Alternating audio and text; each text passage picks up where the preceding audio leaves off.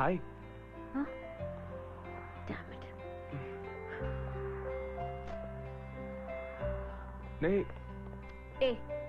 వద్దన్నా ఎందుకు ఇలా ఫాలో అవుతావు? నువ్వెంత ట్రై చేసినా నిన్ను క్షమించే ప్రసక్తే లేదు. I hate you. నిన్ను తలుచుకుంటేనే ఒళ్ళు మండిపోతోంది. నిషా ఒక్క నిమిషం, నేను చెప్పేది ఇదిగో చూడు కళ్యాణ్, ఇంకొక అడుగు ముందుకేసినా అరిచి గోల్ చేస్తాను. అరు, అందరూ వింటారు. అరు, నేను చూస్తున్నాను, చాలా ఓవర్గా చేస్తున్నావు. నేనేం తప్పు చేశాను? నన్నేదో హంతకుని చూసినట్టు చూస్తున్నావు. పెళ్లి ఆగిపోయింది నీకు మాత్రమే కాదు, నాకు కూడా. నీకు పెళ్లి ఫిక్స్ చేసిన అదే ముహూర్తానికి ఊళ్ళో నాకు పెళ్లి ఫిక్స్ చేశారు. నీకు ఆ విషయం తెలుసా? నీ పెళ్లి ఆగిపోయిందని తెలియగానే నేను నా పెళ్లి ఆపేశాను. ఆ విషయమైనా నీకు తెలుసా?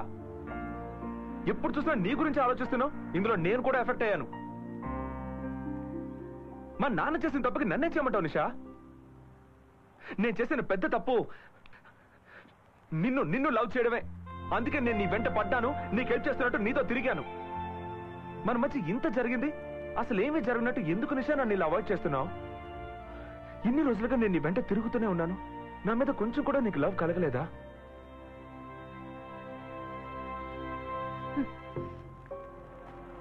టాక్సీ.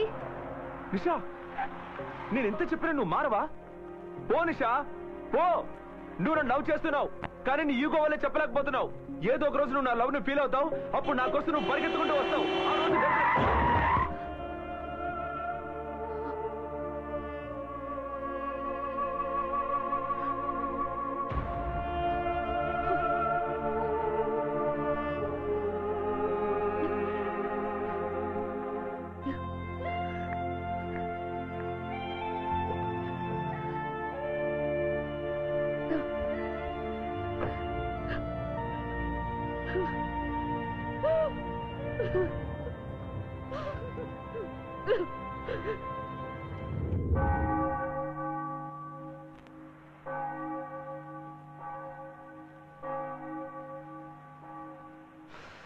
నొప్పెడుతుందా?